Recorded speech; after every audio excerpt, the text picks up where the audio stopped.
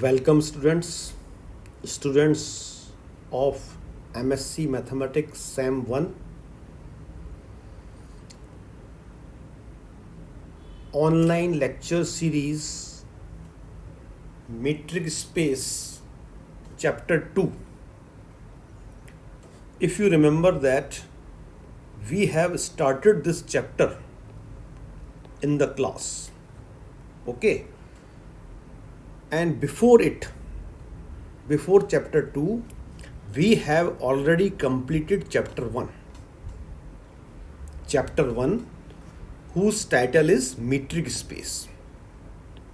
In this chapter we have studied that if there is a non-empty set X along with a mapping, or we can say a function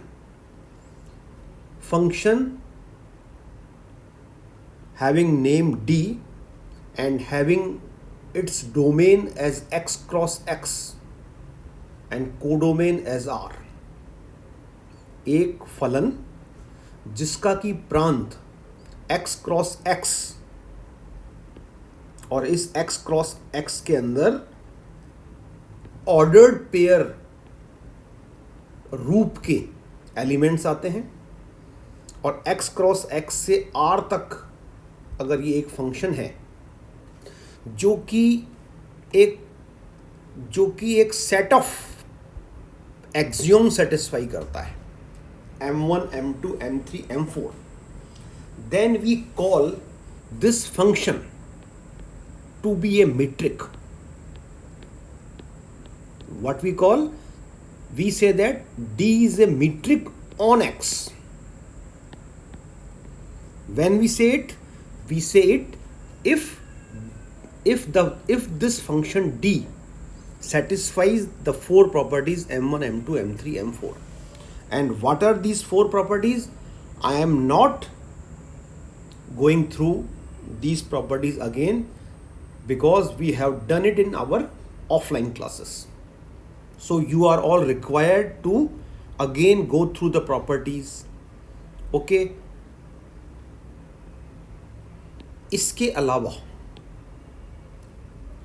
definitions के अलावा हमने first chapter में we have done various examples, almost 7 to 8 examples we have done of metric space. ठीक है, we have done some important theorems, okay, we have done more definitions like distance between an element and a set of a metric space. We have studied distance between two sets of a metric space, okay. We have gone through the very important idea and concepts of supremum and infimum in various examples, okay. All these we have already done. Now we are starting chapter 2 here. Actually chapter 2 को लेकर भी हम एक class तो already offline में कर चुके हैं. तो यूँ मान लीजिए उस क्लास के दौरान जो मैंने आपको बातें बताई थी उसको मैं एक शॉर्ट में रिकॉल करवा रहा हूँ आपको, और एक आज हम एक थ्योरम करेंगे, ओके. तो देखिए चैप्टर 2 जिसका कि टाइटल आपको आपके स्क्रीन पे दिख रहा है, it's title is open and close sets. Open and close sets actually क्या है, जब हम मीट्रिक स्पेस को पढ़ चुके हैं तो अब हम मीट्रिक स्पेस के अंदर एंटर हो रहे हैं. What is the meaning of saying that we are entering in the metric space? Its meaning is that metric space is a set. अब हम सेट के अंदर उसके सबसेट्स की बात कर रहे हैं, ओके. तो देखिए अब यहाँ आपको दिख रहा है कि हमने यहाँ पर क्या लिखा है, सबसेट. किसका subset? Subset of a metric space. Now यहाँ पर इस चैप्टर में हम मेनली दो तरह के सबसेट पर टारगेट करेंगे, ओके. दो तरह के subset. One is set open subset and other is set closed subset. यानी कि मीट्रिक स्पेस के हम दो तरह के सेट्स या सबसेट्स की बात करेंगे। एक को हम बोलेंगे open subset of a metric space और दूसरे को क्लोज्ड। अब ओपन सबसेट की परिभाषा की डेफिनेशन को अगर हमको समझना है, लिखना है, तो we have to understand one more additional definition. The title of that definition is open ball, और we also call it open sphere. इसका मीनिंग ये हुआ कि अगर मुझे ओपन सेट को परिभाषित करना है तो मुझे पहले ओपन स्फीयर नाम से एक परिभाषा सीखनी पड़ेगी। सिमिलरली अगर मुझे क्लोज सेट को परिभाषित करना है, then first I have to learn the definition of close ball, close sphere. Okay, फिर आप देखिए आगे मैंने एरो लगा के यहाँ पर ये चीज़ शो की है कि साहब ओपन बॉल और स्फीयर, सिमिलरली क्लोज बॉल और sphere, both are nothing but subsets of metric space। क्योंकि जब हमने जिक्र किया ओपन बॉल या क्लोज बॉल, तो इससे हमारे दिमाग में हो सकता है कुछ ज्योमेट्रिकल बॉल या स्फीयर नाम का कुछ विजुअलाइजेशन आता हो, तो हम इस कंफ्यूजन को दूर कर रहे हैं। हम क्या कह रहे हैं? हम कह रहे हैं ओपन बॉल या sphere is nothing but a subset. Similarly close ball और sphere is also nothing but a subset. फिर हम इनको बॉल या स्फीयर क्यों कह रहे हैं? If they are subsets only, then why are we calling by the special names ball और स्फीयर्स? क्योंकि इन सबसेट्स की जो प्रॉपर्टीज हम पढ़ेंगे या इन सबसेट्स की जो हम कंस्ट्रक्शन पढ़ेंगे वो बॉल से रिजेंबल करती हैं, स्फीयर से रिजेंबल करती हैं। इनके बारे में आप डिटेल से अभी आगे और देखोगे आप। तो आगे जो आपको ये दो डेफिनेशंस दिख रही हैं, ये डेफिनेशन हम ऑलरेडी हमारी ऑफलाइन क्लास में आपको बता चुके हैं। जस्ट एक रिकॉल के लिए मैंने यहाँ लिखी है। ओके, तो देखिए आप इन डेफिनेशंस को हम पहले गो थ्रू होते हैं, क्योंकि these are the very very important definitions. Okay, तो देखिए आप सबसे पहले आपको यहाँ पर फर्स्ट नंबर पे जो डेफिनेशन दिख रही है, ये फर्स्ट नंबर डाल देता हूँ मैं। ये है डेफिनेशन, यहाँ देखिए इधर राइट हैंड में जिसको मैं अंडरलाइन कर रहा हूँ, ये है एक ओपन स्फीयर की definition. Open sphere with centre and radius. अब देखिए अपने आप ये दो वर्ड्स आगे नहीं आ गए हैं, ये एक सेट और रादर कहना चाहिए सबसेट। पर जब हम इसको लिख रहे हैं, जब हम इसका जिक्र कर रहे हैं, तो हम एक सेंटर और एक रेडियस दो शब्दों का यूज़ कर रहे हैं। तो सेंटर और रेडियस हम किस में यूज़ करते हैं आज तक? हम इनको यूज़ करते हैं सर्किल में, स्फीयर में। That's why these sets are being called by the name sphere. ठीक है, अब सिर्फ इतना डिफरेंस है कि एक बार हम कह रहे हैं ओपन स्फीयर, एक बार हम कह रहे हैं क्लोज स्फीयर। इनमें क्या डिफरेंस है ये हम देख लेते हैं। तो देखिए मैंने क्या लिखा कि जब भी मुझे ओपन स्फीयर की बात करनी होगी तो मेरा जो इसका नोटेशन होगा लिखने का, वो साहब ऐसा होगा। इसमें क्या किया जाएगा? एस वर्ड लिखा जाएगा। एस मतलब sphere.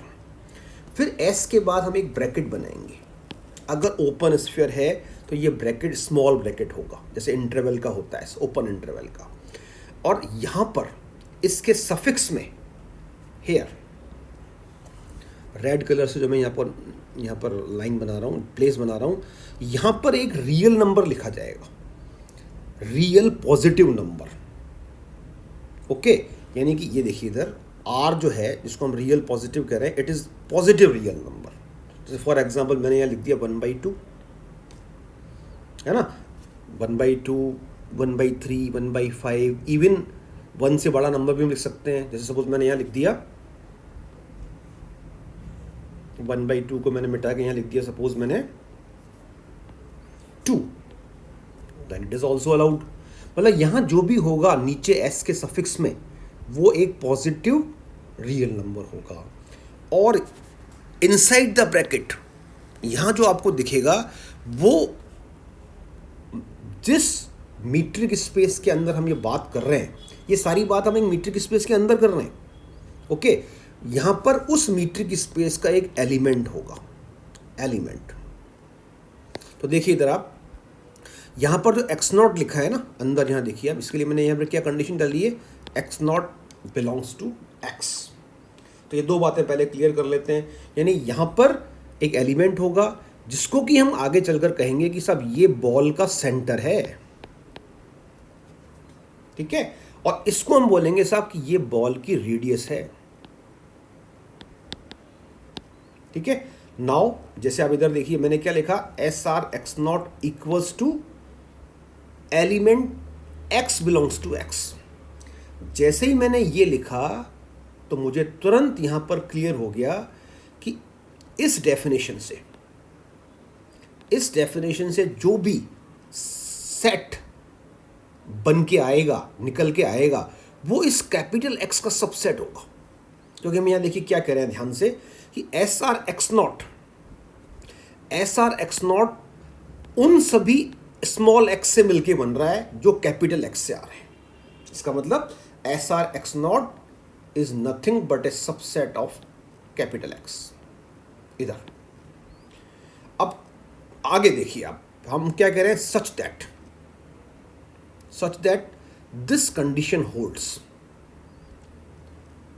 Now what this condition जो कि मैंने इस तरह से डिजाइनदार में लिखी है, ये कंडीशन हमको बता रही है कि if distance of this x, ये वही एक्स है, ये वाला जो यहां आ रहा है, if distance of this x with x not is less than r, then ये x इस सेट में आएगा, ठीक है। और ऐसे सभी x से मिलकर जो सेट बनेगा, it will be called S r x not. Okay, I think ये आपको बात समझ में आ गई। तो इस प्रकार से जितने भी x हैं, यानी आपको क्या करना है, यहाँ पर ऐसे स्मॉल x एलिमेंट फाइंड करने हैं जिनकी x नॉट से डिस्टेंस r से छोटी हो। तो ऐसे सारे x से मिलकर जो सेट बनेगा, ऐसे सारे x से जो इस कंडीशन को सेटिस्फाई कर रहे हैं, ऐसे सारे x से मिलकर जो सेट बनेगा, वो सारे x ही इस S r x not set को बनाएंगे। ओके, देन सेकंड, ये तो फर्स्ट बात हो गई जिसको हम कहेंगे ओपन स्फीयर। सेकंड केस में हम कह रहे हैं, अब आप क्या नोट कर रहे हैं बताइए, सेकंड केस में जब हम इनको अगर हम कंपेयर करें तो आप नोट कर रहे हैं कि यहाँ पर एक्स नॉट जिस ब्रैकेट में एनक्लोज था, उसका तरीका, लिखने का तरीका हमने चेंज कर दिया है। अब ये एक्स नॉट का जो ब्रैकेट है, ये देखिए इधर ये हमने क्लोज इंटरवल टाइप का लिखा है। तो अगर यहाँ पर क्लोज इंटरवल के रूप का ब्रैकेट लिखा है, तब इस सेट को हम, या इस सबसेट को हम बोलेंगे क्लोज स्फीयर। क्या बोलेंगे इसको हम? Close sphere. अब इन दोनों की डेफिनेशन में डिफरेंस क्या है? डिफरेंस देखिए यहां दिख रहा है आपको। फर्स्ट डेफिनेशन में x की x नॉट से डिस्टेंस r से लेस थी। इस सेकंड डेफिनेशन में x से x नॉट की डिस्टेंस हैव टू चॉइसेस। ये डिस्टेंस r से लेस भी हो सकती है और r के इक्वल भी हो सकती है, ठीक है। तो अगर किसी x की डिस्टेंस x नॉट के इक्वल भी है, तो भी वो x इस सेट का एलिमेंट बनेगा। इसमें नहीं बनता, क्योंकि इसमें तो हमने क्लियर क्या लिखा है फर्स्ट वाले में कि x की x नॉट से डिस्टेंस r से लेस ही होनी चाहिए सब। बाकी जो वर्डिंग्स है, सेंटर, रेडियस, वो सब देखिए सेम है। सेंटर, इसका भी हम बोलेंगे ये एक ओपन बॉल है, इसका सेंटर x नॉट है, फर्स्ट में देखिए आप इधर, रेडियस r है। इसको हम बोलेंगे कि ये क्लोज स्फीयर है, इसका सेंटर x नॉट है, रेडियस r है। ओके, अब ये सारी बातें हालांकि हम पहले आपको अलग अलग तरह के डायग्राम बना के क्लास में एक्सप्लेन कर चुके हैं, और आपको याद होगा मैंने आपको वहाँ पर बहुत केयरफुली ये बता दिया था कि साहब ये जो ओपन स्फीयर है ना, जिसको हम स्फीयर वर्ड से कॉल कर रहे हैं, एक्चुअली तो ये सबसेट है। और हमने देखा था कि ज्योमेट्रिकली हमने अलग अलग मीट्रिक स्पेस लेकर हमने आपको बताया था कि कई केसेस में ये ओपन स्फीयर, पहले हम ओपन स्फीयर की बात कर रहे हैं, कई केसेस में ओपन स्फीयर एक इस तरह का रेक्टेंगल बनता है, और अदर कहना चाहिए रेक्टेंगल के इनसाइड का रीजन। जब भी अपन ओपन स्फीयर की बात करेंगे, एक बात हम दिमाग में सेट कर लें कि बाउंड्री उस रीजन की कभी भी इंक्लूड नहीं होगी। बाउंड्री, जैसे आप देखिए इस रेक्टेंगल को जब आप फिगर में देख रहे हैं, तो यहाँ पर इसकी ये जो बाउंड्री है, यानी ये जो 4 लाइन सेगमेंट्स हैं, ये ओपन स्फीयर में इंक्लूड नहीं है। लेकिन जब हम क्लोज स्फीयर की बात करेंगे, तो क्लोज स्फीयर के अंदर इनसाइड का रीजन भी इंक्लूड होगा और बाउंड्री भी एज वेल एज इंक्लूड होगी। ठीक है, ये दोनों में मोटा डिफरेंस है। तो मैं आपको बता रहा था कि डिफरेंट एग्जाम्पल्स के द्वारा हम ये ऑलरेडी कर चुके हैं कि जो ओपन स्फीयर है, जिसको हम कह तो स्फीयर रहे हैं, पर अलग अलग मीट्रिक स्पेस यानी कि एक्स की अलग अलग वैल्यूज़ के लिए हम कभी इसको ऐसा एक ओपन रेक्टेंगल पाते हैं, कभी हम इसको एक डिस्क पाते हैं, है ना, कभी हम इसको सिर्फ मात्र एक ओपन इंटरवल पाते हैं। आपको याद है सबसे ज़्यादा जो एग्जाम्पल हम कंसिडर करते हैं, वो हम कंसिडर करते हैं यूजुअल मीट्रिक स्पेस का। यूजुअल मीट्रिक स्पेस यानी वो मीट्रिक जो कि इधर देखिए लेफ्ट हैंड में R cross R to R पे डिफाइंड है, और जिसका कि formula dxy equals to mod x minus y है। इसको लेकर जब हम बात करते हैं, तो एक ओपन स्फीयर जिसका कि सेंटर A है और रेडियस R है, वो एक इधर देखिए राइट हैंड में, वो एक ओपन इंटरवल बन के आता है, जिसका कि टोटल लेंथ 2r होती है। एक तरह से हम कह सकते हैं ये वाला जो पॉइंट ना सब, ये होगा a माइनस आर, ये होगा a प्लस आर। तो ये सब बातें आपको रिकॉल करवा रहा हूँ मैं, ये समझाने के लिए कि साहब जिसको हम ओपन स्फीयर कह रहे हैं, वो अलग अलग मीट्रिक स्पेस लेने पर कभी ये रेक्टेंगल बन सकता है, कभी ये डिस्क बन सकता है ओपन डिस्क, कभी ये ओपन इंटरवल बन सकता है। तो it can take any shape. Okay, अब आप देखिए एक बहुत important example. I do not remember कि ये मैंने आपको एग्जाम्पल वो फर्स्ट क्लास में करवाया था नहीं करवाया था, इसलिए मैं इसको दोबारा बता रहा हूँ। इस एग्जाम्पल को देखकर आप सरप्राइज हो जाएंगे कि एक फिक्स मीट्रिक स्पेस अगर हम ले रहे हैं, मान लीजिए डिस्क्रीट मीट्रिक स्पेस, इसके अंदर अगर मैं एक ओपन स्फीयर बना रहा हूँ, तो ये ओपन स्फीयर भी अपनी शक्ल बदल रहा है। क्यों बदल रहा है? For different values of r. मतलब मेरा यहाँ समझाने का मतलब आपको ये है कि अगर मीट्रिक स्पेस में एक ही लूँ, मान लीजिए एक सेट कर लूँ, लेकिन अगर मैं आर को चेंज कर रहा हूँ आर, तो एक ही सेंटर पर बनने वाला ओपन स्फीयर अलग अलग आंसर दे रहा है, अलग अलग वैल्यू ले रहा है, अलग अलग शेप ले रहा है। Okay, let us understand how, कैसे हो रहा है सभी। तो देखिए इधर आप क्वेश्चन एग्जाम में पूछा गया है, ये जो मैं अभी आपके सामने बोलने या लिखने समझाने जा रहा हूँ। हम कह रहे हैं if x D is a discrete metric space. तो पहले तो आप याद कीजिए डिस्क्रीट मीट्रिक स्पेस क्या होता है, very important metric space. Discrete metric space साहब वो कोई भी set x, any set, non empty set, any non empty set, जिसके लिए जो मीट्रिक फंक्शन है डी, वो इस डेफिनेशन के द्वारा गिवन है। क्या डेफिनेशन है? देखो एरो से लिखा है मैंने कि डी एक्स वाई की वैल्यू आइदर इट इज़ 0 और इट इज़ 1। 0 कब होगी ये? When x and y are same. जब ये दोनों इनसाइड के एलिमेंट सेम है तब तो इसकी वैल्यू 0 है। अगर ये इनसाइड के एलिमेंट डिफरेंट है तो फिर इसकी वैल्यू 1 है, फिर चाहे इनकी वैल्यूज कुछ भी हो। मतलब ये है, इसमें हमको ध्यान से क्या समझना है साहब, कि डी एक्स वाई की कोई इसका सेट फॉर्मूला नहीं है, एल्जेब्रिकली फॉर्मूला। जैसे अभी अभी मैंने आपके सामने यूजुअल मीट्रिक स्पेस में एक फॉर्मूला लिखा था। मैंने क्या लिखा था? D x y equals to mod x minus y. तो वहाँ तो अगर मैं आपको बोलूँ साहब कि मान लीजिए D5,2 निकालो आप, तो आप उसमें पुट करोगे x की जगह 5, y की जगह 2, कैलकुलेशन करोगे, जो आंसर आएगा वो लिखोगे। लेकिन इस केस में आपको सिर्फ देखना है कि ये दोनों एलिमेंट सेम है कि नहीं है, बस दैट्स ऑल।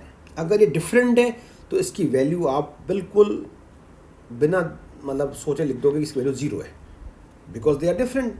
लेकिन अगर ये दोनों सेम है, बाय द वे मैं आपसे पूछूं D2,2 की वैल्यू बोलो तो आप कहोगे 0, बस। यानी there is no formula, only we are checking whether the elements are same और नॉट सेम। ओके, तो अब आप देखिए हमसे क्या पूछा गया है कि साहब हमसे पूछा गया है कि अगर हमारा मीट्रिक स्पेस एक डिस्क्रीट मीट्रिक स्पेस है। डिस्क्रीट मीट्रिक स्पेस मतलब फिर से वो मीट्रिक स्पेस जिसके लिए डी का फॉर्मूला ये है। तो इसके लिए आप एक ओपन स्फीयर डिस्क्राइब करो। डिस्क्राइब का मतलब बताओ, उसको कंस्ट्रक्ट करो, उसकी शेप बताओ। तो देखिए आप सीधे इसका ये आंसर एग्जाम में आए तो लिखना है हमारे को कि SR(x0) इज दिस। अब देखिए ध्यान से, यहाँ पर हम अगर आप चूँकि रियल एनालिसिस तो पढ़ ही चुके हैं और मैथ्स में कई लेवल्स पे हम ये पढ़ते हैं कि अगर जैसे एक फंक्शन होता है ऐसा f(x), तो आपने देखा होगा कई बार उसकी हम 2 डेफिनेशन लिखते हैं, कई बार हम उसकी 3 डेफिनेशन लिखते हैं और कई बार हम एक ही भी लिखते हैं। तो यहाँ पर SR(x0) की 2 डेफिनेशंस हैं, या यूँ कहना चाहिए इसके 2 आंसर हैं। पहला आंसर सिंगल्टन सेट x0, इसको देखिए हम कैसे इसको कॉल करते हैं, सिंगल्टन सेट। सिंगल्टन सेट वो होता है साहब जिसमें केवल एक अवयव होता है, ठीक एक, ना एक से ज़्यादा और एक से कम में तो साहब वो सेट अवयव होगा ही नहीं, फिर तो वो एम्प्टी सेट हो जाएगा।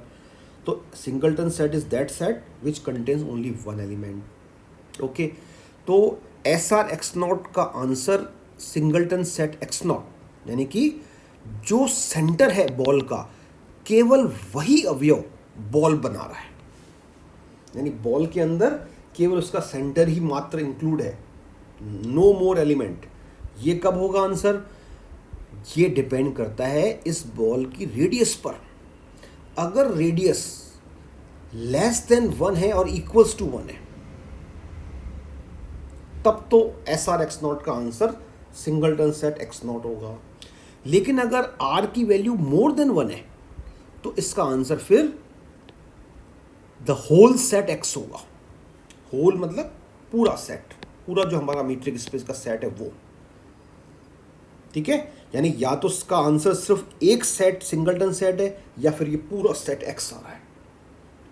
अब लेट अस लर्न कि ऐसा हो क्यों रहा है। ऐसा एग्जाम में आपको सिर्फ ये आंसर लिखना है याद करके। अब I am going to give you the explanation. ये एक्सप्लेनेशन देखिए आपको यहाँ दिख रहा है लिखा हुआ, थोड़ा सा डिफरेंट कलर की इंक से लिखा है मैंने।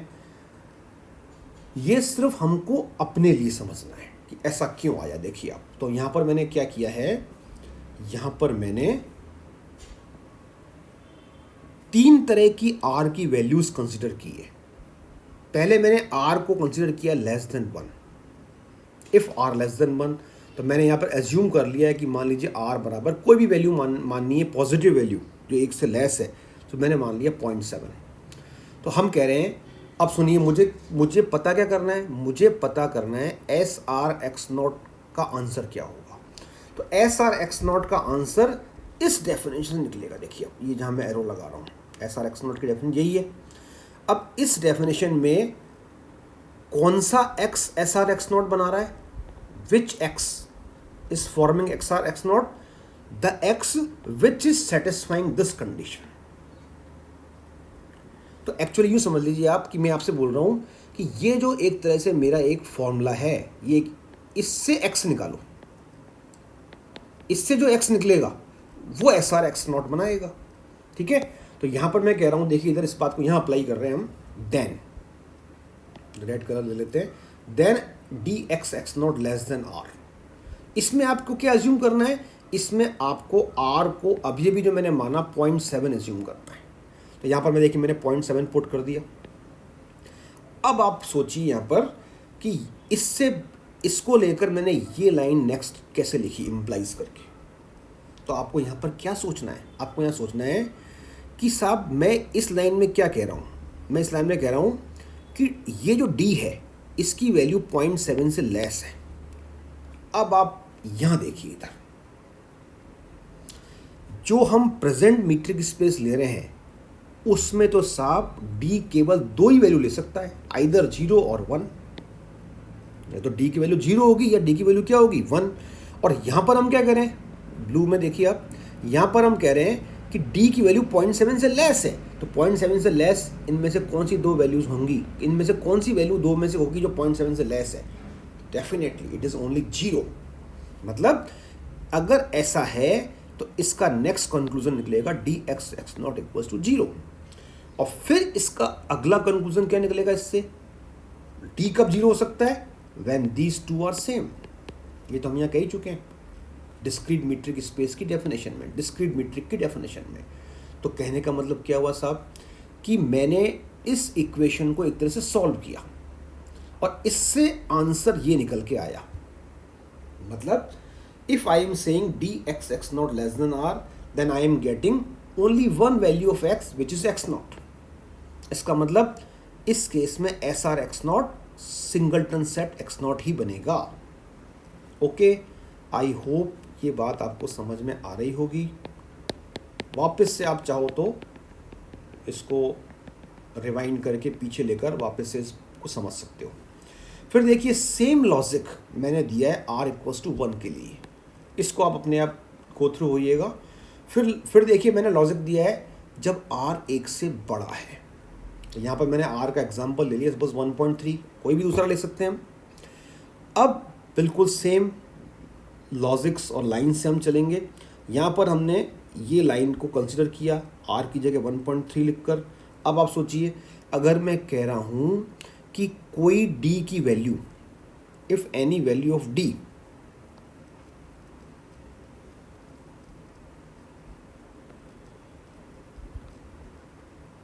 if I am saying if any value of d is ये एक सेकेंड थोड़ी टेक्निकल प्रॉब्लम आ गई थी। If I am saying value of d is less than 1.3 then what values this d can take, क्योंकि d दो value ले सकता है, या तो 0 या 1। तो इन दोनों में से कौन सी वैल्यू इसको सेटिस्फाई कर रही है इस लाइन को? डेफिनेटली दोनों ही values 0 and 1 are satisfying this line. तो मैंने क्या लिखा है, D x x not is 0 और डी एक्स नॉट इज 1। अब ध्यान से समझना आप, इस वाले केस का तो वही सॉल्यूशन है जो ऊपर निकला था कि डी एक्स एक्स नॉट 0 है तो एक्स बराबर एक्स नॉट ही होगा। लेकिन इस सेकंड वाले केस का क्या सॉल्यूशन निकल रहा है? सेकंड वाले का यहाँ पर हम कह रहे हैं कि डी एक्स एक्स नॉट 1 है, तो इसका आंसर निकल रहा है x equals to all points of x, all points of x other than x not. बताओ कैसे? क्योंकि आप देखिए यहां पर अगर आप इस x की जगह कोई भी एक ऐसा x की वैल्यू पुट करें जो x नॉट से डिफर कर रही है, यानी इस यहां पर अगर हम ऐसा कोई वैल्यू x की पुट करें जो x नॉट के इक्वल नहीं है, तब आपका आंसर 1 ही निकलेगा। तो इसका मतलब क्या हुआ? इसका मतलब ये हुआ कि इस लाइन को सेटिस्फाई करने वाला स्मॉल x कौन होगा? वो कोई भी पॉइंट जो x नॉट से डिफरेंट है। तो मतलब all points of x which are different from x not. इसका मतलब दोनों केस को अगर हम कंबाइन कर लें, इसको 1 और इसको 2, तो 1 में क्या कहा हमने? x बराबर x नॉट। 1 में हमने कहा x बराबर x नॉट, और सेकंड में हमने क्या कहा? x वो सारे x जो अदर देन x नॉट है। जैसे मान ला कैपिटल X में मान लीजिए मेरे पास 100 एलिमेंट्स हैं, तो एक आंसर तो यहाँ आ गया और यहाँ पर सारे 99 आंसर आ जाएंगे जो अदर देन एक्स नॉट है। तो इन दोनों आंसर को अगर हम कंबाइन कर दें तो I can say that S r x not की वैल्यू या आंसर हो जाएगा कैपिटल X। ओके, तो आई होप कि ये आपको समझ में आ गया होगा।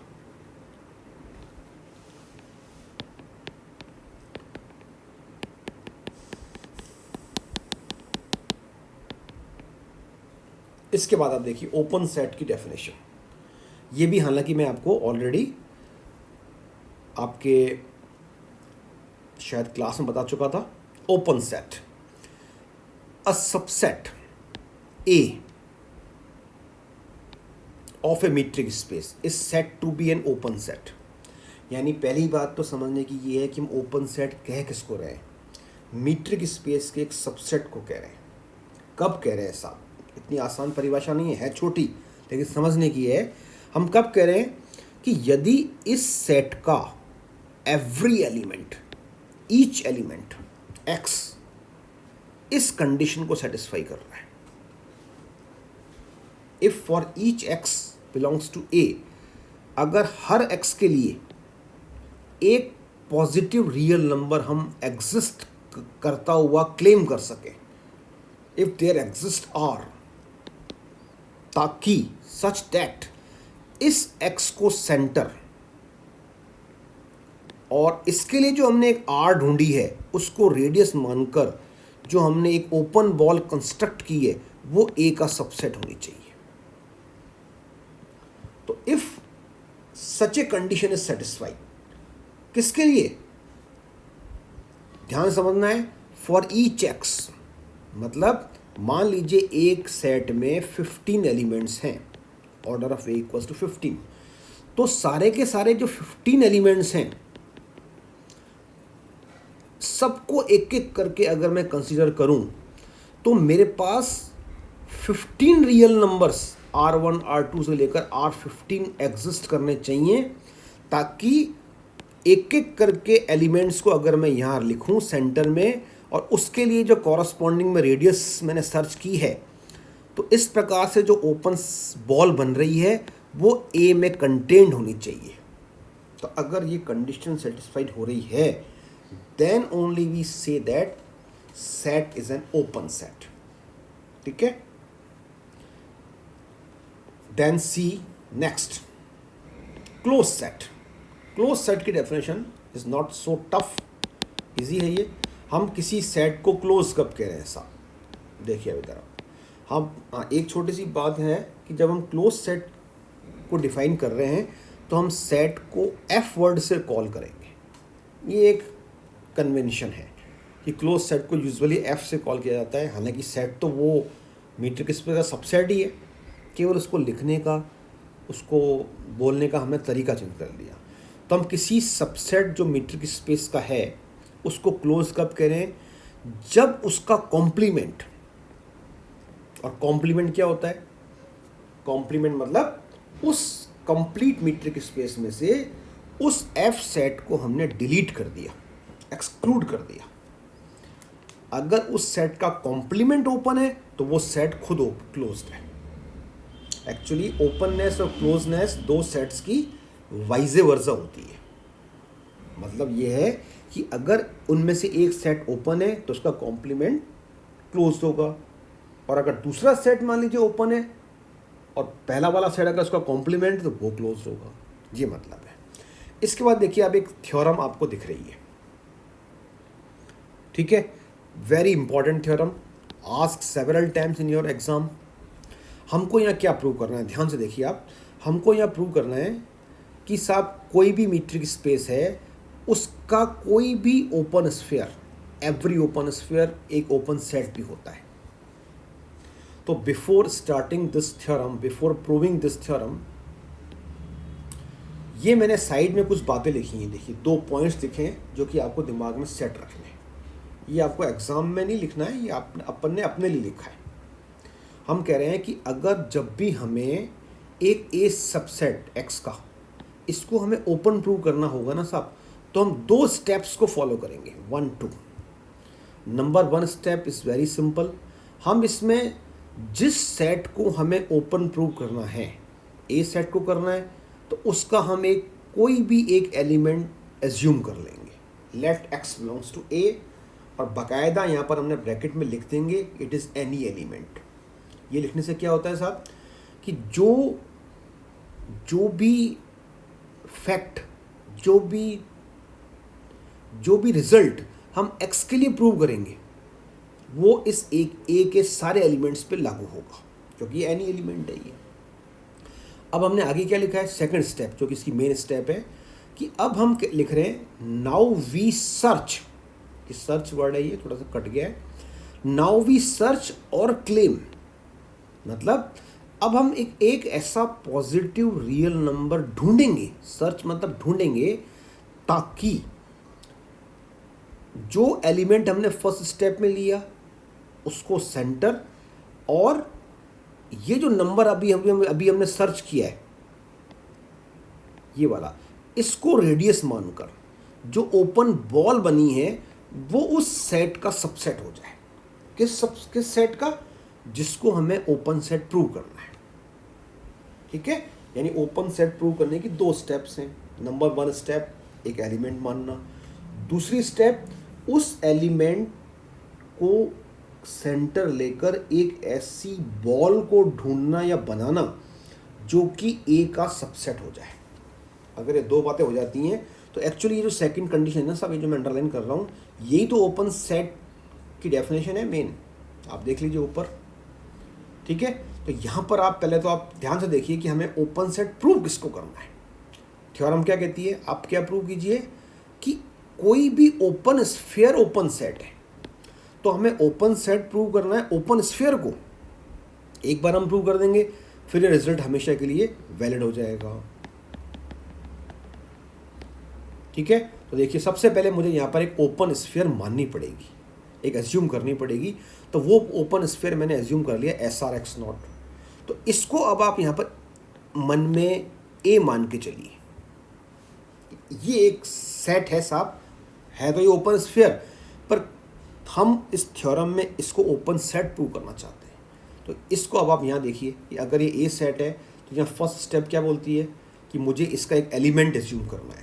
तो इसका एक एलिमेंट लेट करके मैंने एज्यूम किया, देखिए, लेकिन यहाँ पर मैंने नाम इसका रखा है Y.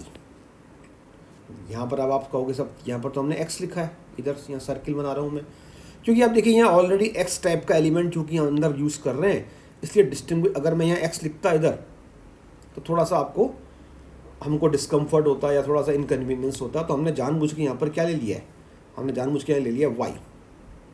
Y is any element, तो लिखा यहाँ वही एनी एलिमेंट वर्ड है, देखिए आप कंपेयर कीजिए। अब लास्ट में क्या होगा, लास्ट मुझे ऐसी लाइन लेके आनी है, देखिए इधर ये ग्रीन से कर देता हूँ मैं, ऐसी लाइन लेके आनी है। अब यहाँ पर एक्स की जगह वाई होगा। अब मुझे यहाँ पर एक रेडियस सर्च करनी है ताकि ये जो ओपन बॉल बने ये किसका सबसेट बन जाए, जिस ए का, और ए कौन है यहाँ पर देखिए, ए है मेरा ये SRX0। यहाँ पर SRX0 लेके आएंगे हम। अब बस वो रेडियस क्या होनी चाहिए, यानी ऐसा कौन सी रेडियस लूँ ताकि y को सेंटर मानकर बनाया गया बॉल SRX0 जो ऑलरेडी एक बॉल ही है में कंटेंट हो जाए। तो देखिए आप इसको हम करते हैं। हमने यहाँ पर सबसे पहले ध्यान से क्या समझना है कि जैसे ही मैंने y एलिमेंट कंसिडर किया SRX0 का, तो इसका नेक्स्ट इमीडिएट कंक्लूजन क्या आया, dx0, y less than r। तो ये तो साहब आप दिमाग में एक बिल्कुल सेट करके रख लीजिए बात। इधर से देखिए आप कि जब भी एक एलिमेंट x किसी ओपन बॉल का होता है, यानी whenever x belongs to SRX0, इसका इमीडिएट कंक्लूजन होता है ये dx, x0 is less than r। और आपको जानना चाहिए कि अगर यहाँ से तो मैंने देखिए इधर ये कंक्लूड करके लिख दिया है इम्प्लाइज, इसको हम रिवर्स इम्प्लाइज भी कर सकते हैं, यानी whenever I have dx, x0 less than r anywhere, then from it I can write this sentence x belongs to SRX0। ठीक है, तो देखिए आप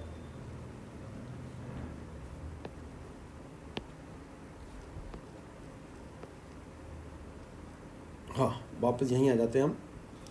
y बिलोंग्स टू SRX0 से मैंने ये लिख दिया, और फिर देखिए यहाँ से मैंने क्या किया, ये मैंने यहाँ पर ये एक इनइक्वलिटी है, इनइक्वलिटी मैंने ट्रांसफ़र कर दिया, dx0 y को r की तरफ ले गया, तो ये ग्रेटर देन 0 ये लाइन आ गई। आई होप ये तो आपको आराम से समझ में आ रही होगी। अब मैंने नेक्स्ट लाइन में देखिए अब इधर एक अज्यूमशन किया साहब, वो अज्यूमशन राइट में लिखा है पास में, ये मैंने r minus d x not y को एक नेम नया दे दिया r नॉट, r डैश। तो ये मेरा है एग्जैक्टली r डैश, इसको मैंने r डैश मान लिया इस पूरे एक्सप्रेशन को। और मैं यहाँ एक तरह से कह रहा हूँ कि r डैश एक रियल नंबर है जो कि पॉजिटिव है, ठीक है।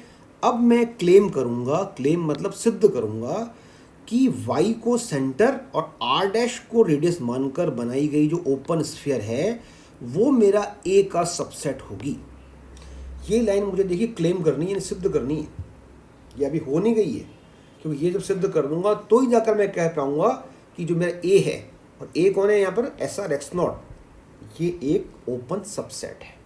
तो अब ये एक सिंपल सी फैक्ट है साहब कि हम कैसे एक सेट को दूसरे सेट का सबसेट कैसे प्रूव करते हैं, बताइए। How we prove A is a subset of B, normal हमारा सेट थ्योरी का कंसेप्ट है ये। यस, हम इसका एक एलिमेंट मान लेते हैं लेफ्ट वाले का, लेफ्ट हैंड साइड वाले सेट का, और उसको इसमें बिलोंग्स करता है उसमें शो कर देते हैं। यही तरीका होता है, यही होता है ना। तो देखिए आप यहाँ पर मुझे किसका एलिमेंट मानना पड़ेगा, इसका, और उसको इसमें शो करना पड़ेगा। तो इसका एक एलिमेंट मैंने एज्यूम कर लिया Z, नेचुरली इसका नाम मैंने नया ही रखा है Z। तो Z अगर मैंने इसका एज्यूम किया है तो मेरा टारगेट है कि इस Z को मैं इसमें बिलोंग करता है ये शो करूँ, ठीक है साहब। ये तो देखिए इधर आप, सिंपल सी बात है, वही कंसेप्ट्स हैं, वही तरीके हैं। Z belongs to S R dash Y से मैंने ये लिख दिया, या अभी भी मैंने आपको एक्सप्लेन किया। फिर मैंने यहाँ पर नेक्स्ट लाइन में इसमें R डैश की वैल्यू पुट कर दी। फिर मैंने यहाँ क्या किया, फिर मैंने यहाँ पर ट्रांसफ़र किया, d x not y term को मैं लेफ्ट में लेके आ गया इधर, ये एक मेरे पास इनइक्वालिटी बन गई। फिर देखिए ध्यान से, अब मैंने यहाँ पर एक ट्रायंगुलर इनइक्वालिटी का यूज़ किया है, ट्रायंगुलर इनइक्वालिटी जो कि M4 होती है। पहले तो आप देखिए ये लाइन ट्रायंगुलर इनइक्वालिटी है क्या, ये रिलेशन, क्या इसको मैं ट्रायंगुलर इनइक्वालिटी कह सकता हूँ M4? यस। तो ये लाइन तो यहाँ पर होल्ड करेगी, ट्रू होगी, बिकॉज ये एक मीट्रिक स्पेस में हम बात काम कर रहे हैं, तो मीट्रिक स्पेस में M4 ट्रू होता है। अब इसको मैंने कनेक्ट कर दिया इससे, ये जो बॉक्स वाला पोर्शन है ये तो ट्रायंगुलर इनइक्वालिटी है। और लेस देन आर क्यों कह रहे हैं, क्योंकि अभी अभी हमने ऊपर क्या बताया कि साहब ये पूरी वैल्यू R से लेस है, तो यही वैल्यू तो यहाँ है, ये वैल्यू R से लेस है, मैं कह सकता हूँ। तो in this way I can right relation between D x not Z and R। इनमें क्या रिलेशन हो जाएगा, इनमें रिलेशन हो जाएगा ये, क्योंकि देखिए आप, ये आपका ये एक नंबर 1 है, इसको मैं नंबर 2 बोल दूँ और इसको मैं नंबर 3 बोल दूँ। तो what I am writing in this line, इस लाइन में मैं कह रहा हूँ कि 1 लेस देन इक्वल्स टू 2 है और 2 इज लेस देन 3 है। तो 1 और 3 में क्या रिलेशन हो जाएगा फिर, yes, 1 will be less than 3। Okay, फिर देखिए आप, इससे मैंने इमीडिएट आगे क्या कंक्लूड कर दिया, यही बात मैंने अभी आपको ऊपर समझाई थी, ठीक है।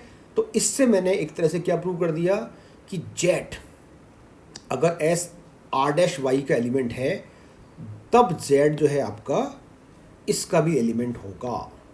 आ गया ना ये वाला सेट। तो इन दिस वे जो मैंने आपको कंसेप्ट डिस्कस किया था कि A सबसेट B प्रूव करने की बात पूरी होल्ड कर गई, तो ये बात प्रूव हो गई। और इससे जैसे मैंने ये कहा तो आई कैन से कि this is an open set. तो आई होप ये थोड़ा सा पेपर ऐसा तो नहीं है कि इसको हम ऑनलाइन ढंग से समझ सकें, क्योंकि black board teaching is the best teaching, पर फिर भी मैंने एक ट्राई किया है। देखिए सिंपल, अगर मैं आपको नोट्स से आपको समझ में बातें नहीं आएंगी जब तक कि थोड़ा सा इस सब्जेक्ट में मैं आपको साथ लेकर नहीं चलूँ। आफ्टर कंप्लीटिंग 2 चैप्टर्स अगर आप इन 2 चैप्टर्स को ढंग से करते हैं, फर्स्ट तो हम कर चुके हैं, सेकेंड हम कर रहे हैं, then you will be in position to do remaining chapters of this book on your own. ठीक है, क्योंकि ये थोड़ा सा डिफरेंट टाइप का इसमें आपको कंसेप्ट्स डिस्कस करने हैं। तो आई होप कि ये मैंने एक अटेम्प्ट किया है देखो आपको समझाने का। Your suggestions and any other queries are most welcomed. You can write with your comments. ठीक है, वो आएंगे तो ही मुझे लगेगा कि साहब आपको समझ में आया या नहीं आया, कितना आया। Okay, thank you very much.